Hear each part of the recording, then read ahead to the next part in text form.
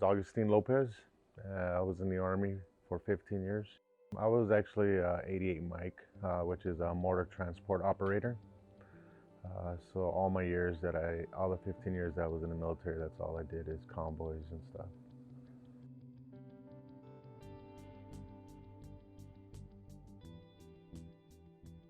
Veteran to me is someone who serves for their country, uh, either if it's America or any other country. Someone that served to protect and defend the country that they're from.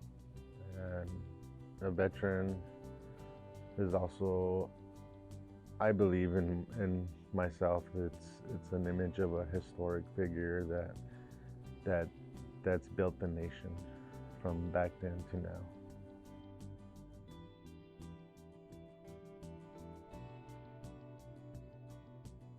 When I first got out, I really had a lot of anger because I felt that I wasn't fulfilling my duty because I was medically discharged for PTSD. So for years, I felt guilt and shame that I didn't fulfill my position. Now I'm to the point in my life where the sense of pride is coming back that I did do something strong and big for my country. And, you know, slowly but surely, I'm getting to the point that I felt when I first joined, when I raised my hand and I had that pride and that joy that I knew I was going to make a difference. So it's a roller coaster, up and down. You struggle within yourself, your identity, and of who you are. But I think the biggest thing that I would take out from this point is that I did do something big and I did make a difference in people's lives. Not only in my life, but the people out in Iraq, and then now to my children.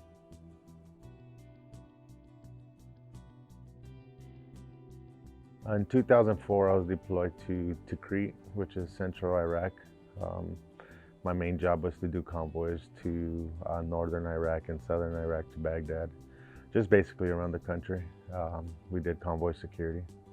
I guess the biggest memory that always sticks in my mind is when I first got into country in Iraq, 2004.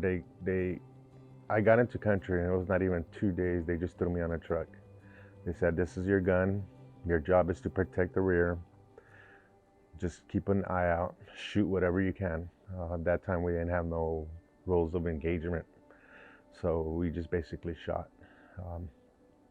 But that was the reason why it was an impact in my life is because my first convoy was a shooting where a vehicle didn't want to stop, and I had to shoot, and I shot the windshield and I shot the people in there because I still remember the faces that I saw, and that's one of my nightmares that I deal with, not on a daily now, but they come and go now, but back then it used to be constant.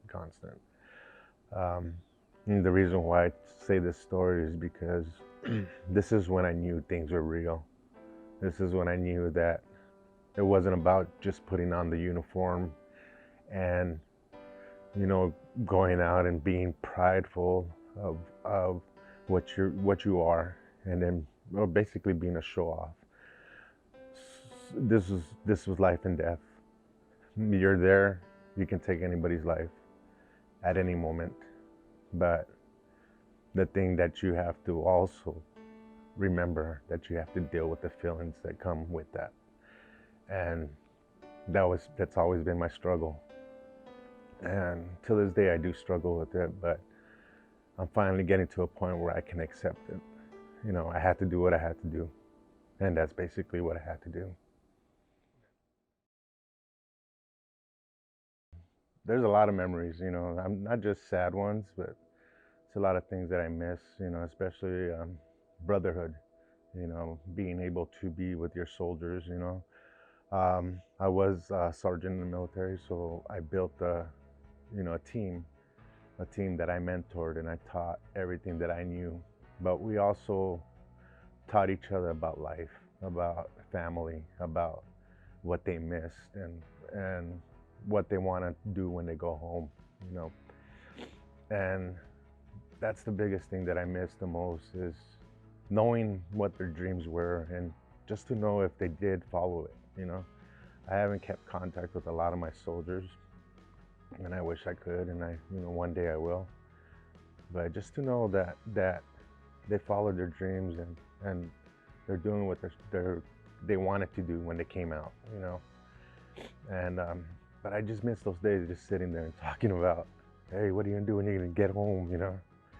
And mine was always, I'm gonna go home and love my kids, you know. I'm gonna be a good dad, and to this point I have, you know. But I just hope that they did too. I guess another story I can say, this is not in country. It's more like being in, when I first came into to active duty and stuff. Just I guess the memories I have is just being able to live in the barracks. It was just college life, and it was just like, that you can be called up for war at any time. Like they can just say, hey, you're leaving tomorrow. But I remember the times, just the parties that we had. And we drank until we couldn't drink no more, and waking up with a hangover, and then we're like, let's do it again. And it was just like, those are other things that, yeah, we were young, and, we were enjoying ourselves, but, knowing that we were going to go somewhere else, and not knowing what our future was going to hold, it's just like, hey, we lived it up. And that's the biggest thing that we said is, hey, we lived it up. We partied and we had fun, and we did what we wanted to do before we went out there. And those are cool stories. We got in trouble a lot, but we had to, next day in formation, we'll get smoked.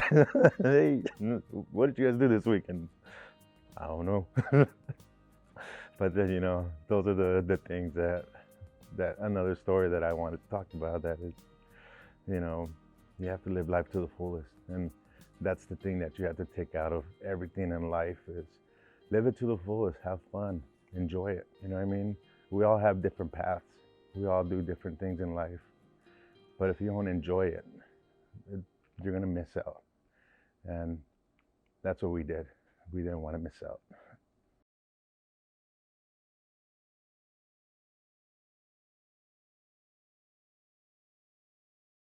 To the students, I would say, like I talked before, we all choose different directions in life. You know, People choose to be doctors, to be lawyers. A lot of us, not well, actually, not a lot of us, but some of us, we want to join the military, and it's because, yes, we want to serve our country. Yes, we want to do something bigger than ourselves. And when veterans, we are trained in different ways and different styles. We do come back, and we do go to war. We do see the bad of things, the worst of things. But when we come back as us. You know, we struggled in life like everybody else does. Everybody in this world is gonna struggle with something. You know what I mean? And we're just human. We're human. We're people just like you. You know. But I just if you ever encounter a veteran, just thank them for his service. That's what we love, is if you thank us for our service, but also thank us for being human. Thank us for being a part of this community here, of being a part of an institution, or part of a city. That we're all the same. We're all equal, no matter what. And don't be afraid to come up to us and just do that. You know what I mean? Even a tap on the shoulder, we will know. We will know. And also, it doesn't matter what you do in life. I chose military and I did my best in it. But whatever you guys choose in your career, or whatever you guys want to be in your life, at your age, really think about what kind of difference you can make out there, because your difference is going to help this world. And that's all I can say.